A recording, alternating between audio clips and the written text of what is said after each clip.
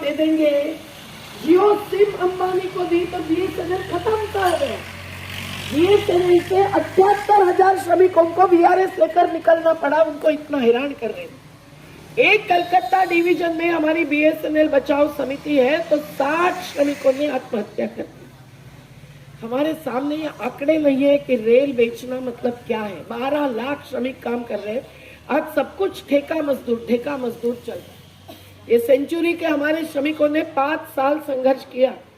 जब मिल्स फर्जी तरीके से बेची गई थी, हम हर कोर्ट में सुप्रीम कोर्ट तक जीत गए तो 4 साल इनको मिल बंद होते हुए वेतन देना पड़ा। हमने कहा केवल वेतन मत दे दो, रोजगार जरूरी है। आप बिरला समूह इतना बड़ा है, आजादी आंदोलन से घनश्याम दास बिरला रख रहे, आप मिल खोलो। उन्होंने कहा हम मिल नहीं चला सकते हैं ताई, आप ही ले लो, 1 रुपये में दोनों मिल्स हम आपको दे देंगे। हमने कहा क्या? बोले हाँ। 4 बार आकर रेडिसन होटल में हमारे साथ चर्चा करने के लिए बैठे भाई, और बार बार हमने इस पर चर्चा की कि वीआरएस 5 लाख लेना है 25 साल काम करने के बाद, कि मिल्स लेकर श्रमिकों ने चलाना है। हमने कहा अरे मेरा तो दिल भर गया है, श्रमिक अगर मालिक होंगे और मिल्स चलाएंगे।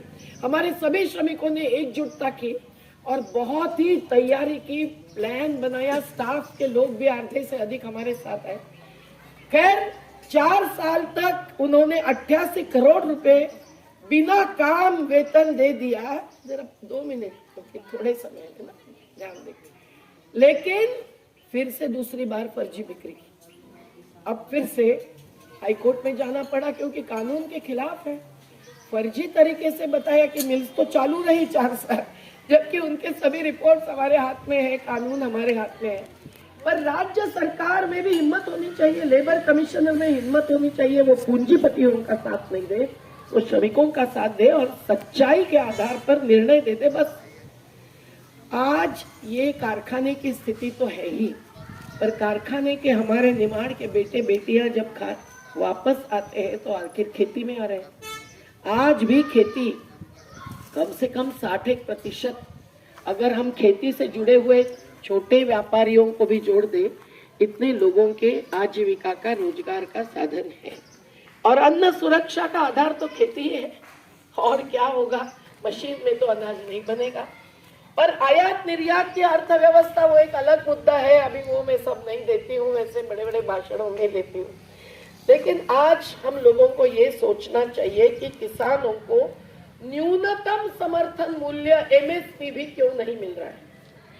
आपको बताऊं, जब मंदसौर में 6 किसानों की हत्या हुई थी ना, वो लहसुन को 2 रुपये मिल रहा था तो उन्होंने रैली निकाली और उसमें हत्या हुई। उसके बाद 100-150 किसान संगठनों ने सशक्त संगठन बनाया और ये बात उठाई कि हम लोगों को 2 कानून लाने चाहिए देश में। एक कानून है संपूर्ण कर्ज माफी का, एक बार तो पार्टी कोरी कर दीजिए ताकि कर्जा मुक्ति हो जाए।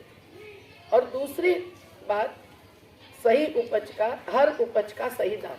हर उपज में फल, आपकी सब्जी भी आती है, पहाड़ी अनाज, हमारे मोर बच्चों के। मेरे पास आखिरी खबर वही आई, अभी उनकी कमाई रोज की 1600 करोड़ हुई है। सबसे ज्यादा कर्जा उन्होंने ही लिया है। आपको विश्वास नहीं बैठेगा कि कितनी उनकी तरफेदारी, कितनी उनके पक्ष में गैर बराबरी मंजूर करें।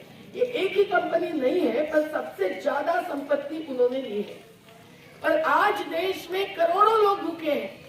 एक एक गांव में हम जाते हैं जहाँ मजदूर महिलाएं, विधवा महिलाएं आती है, बोलती है मेरा अंगूठा नहीं लगा, मेरे को अनाज नहीं मिलता।